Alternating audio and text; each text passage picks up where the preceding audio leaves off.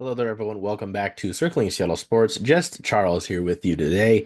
We will get the normal Husky women's hoop show to you later. I think later today, by the time that this comes out. Um, Here to do a game reaction as the UW women's basketball team fell narrowly in a heartbreaker to sixth-ranked USC. The USC Trojans coming to town fresh off of beating number one ranked UCLA in a thriller of a game. Obviously there was a lot of hype around this game because Juju Watkins is in town. Kiki Irafian's in town. USC's got a great team. Obviously Juju is, sort of the highlight there or the star, right? But this is a team that's got a lot of talent. They've got really good recruiting classes that have helped them come in and continue to add to waves of talent and help them be a really strong team depth wise. Kaylee Heckle was somebody who made an impact off the bench in this one. You might say, you look at the box score, you say 3 for 10, 1 for 6, 3 for 10 from the field, 1 for 6 from three, and you're like, Charles, what are you talking about? 9 points, just her hustle and her ability to, she hit that one three-pointer, and it did like not her hustle and her statistics that aren't going to be logged in the box score are ones that at least watching the game and hearing from USC's coach and a few players, including I think it was Kennedy Smith and Kiki.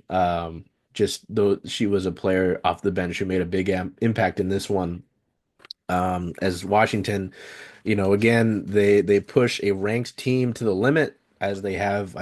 I talked about this on the Husky Women's Hoop Show. I think I did another, on the Husky Women Hoop Show.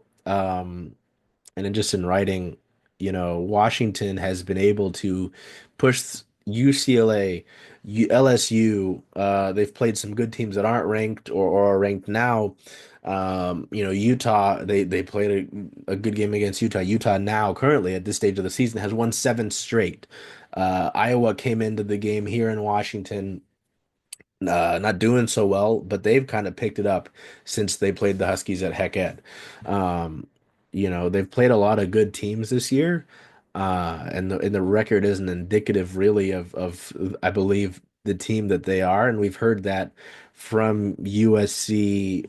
Um, gosh, I got to go back in the schedule to look at the other teams that have said this, but a bunch of coaches, when we'll hear from them post game, and the pressers at a Heck Ed, as media, they'll always say they have a lot of respect for Tina Langley and that they think that Washington is a better team than their record and that they are a really well coached team.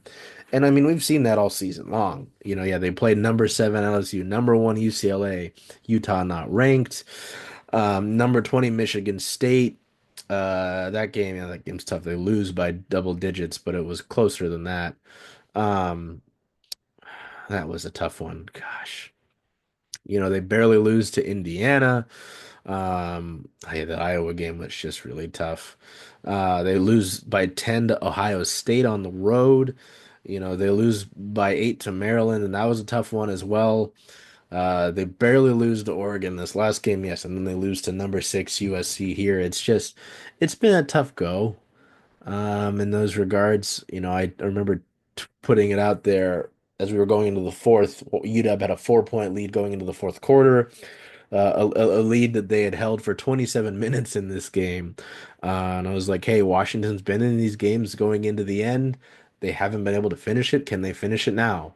Because as we talked on the show, the weekly Husky Women's Hoop Show, um, you know, for Washington to feel really safe about getting into the NCAA tournament this year, they needed a statement.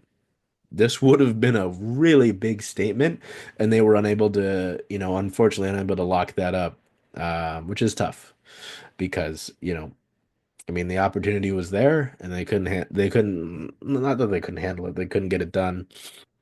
Big second half push. Xavier Sellers had around 20 points in the fourth quarter alone. Finished with the game high 24 points in this one. Um, the last few games, especially in Oregon, but somewhat recently, Savia's been getting into some foul trouble. She was able to stay out of that for it felt like the first three quarters, and kind of got some ridiculous calls against her in this one towards the end. Um, It's just tough. I mean, overall, it's a pretty solid game from Washington. They had a nice crowd, 7,913 packed into Heckhead for this one. Second biggest crowd behind, I'm sure, just the Kelsey Plum retirement game, jersey retirement game. Um, you held USC to a season low 21 points, 23 points, sorry, in the first half. The 69 points that they put up is the second lowest total by them this year. And the other times that they've been held at 69 or fewer, they've lost. Um, Four Huskies delivering in double digits, all of them starters, I believe. Yep. Um, and Delia, Savia, Hannah, and El Ladine. The only starter who didn't was Chloe Briggs, who came 3 points short of doing that. And then another problem this one was the bench points. I mean, this team's bench has kind of gotten pretty short as the season's gone on. Devin Coppinger's been one of the first guards to come off the bench in this one, and I really think she's can made has made a case to start over a Chloe Briggs. I'm sure we'll talk about that in the show. I got to write the talking points up for that one. But Tyreke was able to get in almost 20 minutes in this one, 18 minutes, 28 seconds. Just dealing with USC's size was a big deal. This was a very physical game throughout the night. Hard fouls, hard shots being made. Um, it was a very physical game, and for a Washington team that's gone with this four guard lineup, to go with speed, to go with some pace, um, you know, it's I was a little bit worried about that, and Bella, who's on the show, was as well, and understandably so. Um, but Washington was able to they started the game off well. Um, but and they played well for the vast majority of it. I mean, the second quarter was fascinating in this one, just because there was a total of 17 points scored. Washington scored eight. USC scored nine. So we go into the we go into halftimes tied at 23, which is fascinating to say. Um, Washington wins the third quarter 20 to 16, but then, ultimately USC outscoring Washington by nine in that fourth, and it's just another tough loss to a ranked team that, if Washington's able to close a little bit better, um, or do some of the smaller things right through the course of the game, they have multiple ranked wins under their belt and are a surefire tournament team.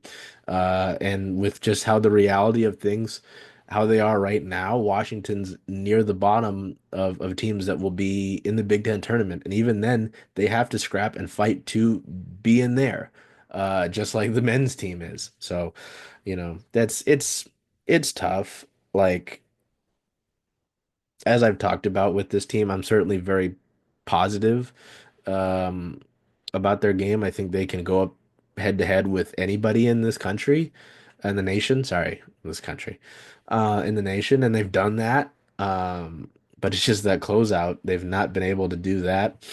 Um, and I think there are a few factors in that, and we'll talk about that in the show. But part of it is the bench, part of it is somewhat, your front court. Delia Daniels did a great job of really handling the paint, handling the inside, handling the physicality. Um, oh yeah. Um, 10 points in this one, six rebounds.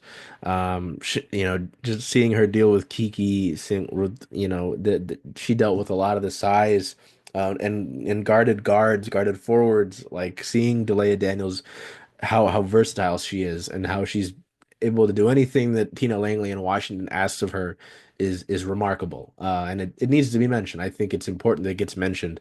Um, as the season goes on, because this is her last year at Washington, and I think it's only fair that we should talk about her like that. So, yeah, and talking about the front court, you've got Tyra, but Tyra has so much struggled through the course of the year.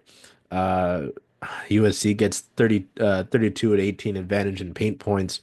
That's a big deal. So many of the other stats and numbers like this are largely you can kind of wave as pretty even. Second chance points, even at 10. Turnovers, points from turnovers, UCLA gets the advantage by 3 points. Fast breaks, 20 to 9. That one's a little bit more. Um, important to look at, but it's just a tough one. It's a tough one to lose. It's tough because in a vacuum, you're happy with this. I feel like you're happy with the effort. You're happy with how you defended Juju Watkins for a good amount of this game. 17 points is pretty average. She was averaging just below 25. I think it was 24.8 coming into this game. She had a massive game against UCLA. You held her to 17 points, 6 assists, 8 rebounds. It's a pretty good game still. But she didn't dominate. And I think you'll be happy with that. Nobody really on USC flat out dominated. Kiki Irafian, who scored 19, um, had 5 rebounds, and this one was the USC leading scorer. She was she was solid, but she didn't dominate this game. It was just USC was able to handle things, and they're the better team in that regard. And now Washington again. Unfortunately, I wish this was a loss in a vacuum, but it's not, and it knocks Washington down in terms of the win loss. I wonder if I look at the Big Ten um, standings here. Washington's clinging on to dear life for a spot in the tournament. And this would have been a really big boost to ensuring that you would be in the NCAA tournament. Now will the committee will voters be sympathetic to the fact that you played really well against so many of these top teams in the country, top 10 teams in the country, but you couldn't get it done? I don't unfortunately think so. So 18, 17, 16, 15, 14. Yeah, you're really clinging on here if you're Washington. So it's tough, and I mean, but at the end of the day, too, Washington will play a lot of the teams that are ahead of them, or around them, for this Big Ten tournament. Like their next game is on Thursday, February 20th against Rutgers. The Scarlet Knights, excuse me, are 2 teams below Washington in the Big Ten women's basketball standings. Nebraska, who they play after that, um, is 2 slots above them. Minnesota, who they'll play on the road after that in the last road trip game of the year, um, is right above them. And then Oregon to finish out the regular season at home is 5 slots ahead of them. Yeah. And obviously the head-to-head win they got against Washington the other night is a big factor in that as well. So I just wanted to come on and talk about that game because it was a really good game. And you try to not be too invested in these things, but when you see how well Washington has played against some of these top teams in the country, and being on the beat and covering them so consistently this year, not missing a home game as I haven't, um, you wanted to see them succeed, for the players and for them as people. You'd like to see them succeed, and when you do have belief in them to be, a top team, it'd be really nice to see that come into fruition. Just hasn't this year. So, yeah, we'll do more with Bella and Rowan on the women's Husky Women's Hoop Show, but wanted to come on and talk about this game just because of, the magnitude of it, whether it was playing USC and Juju Watkins, what it means for Washington right now and where they sit in the Big Ten, but obviously, what implications it could have when they're being looked at for the NCAA tournament. So, till we see you next time with that women's hoop show, take care of yourselves, be well, do whatever you can to make today a great day. Hey, Charles. Hey, Jen. Hey, how about them Huskies? Ooh, purple and gold, baby. Yeah. When are you going to watch all those away games, though? All those away games. There are a lot of them, and I was hoping to come to Rough and Tumble because this is the home of Circling Saddle Sports, if that's okay with you. I think that's a great idea. Hope to see you all here.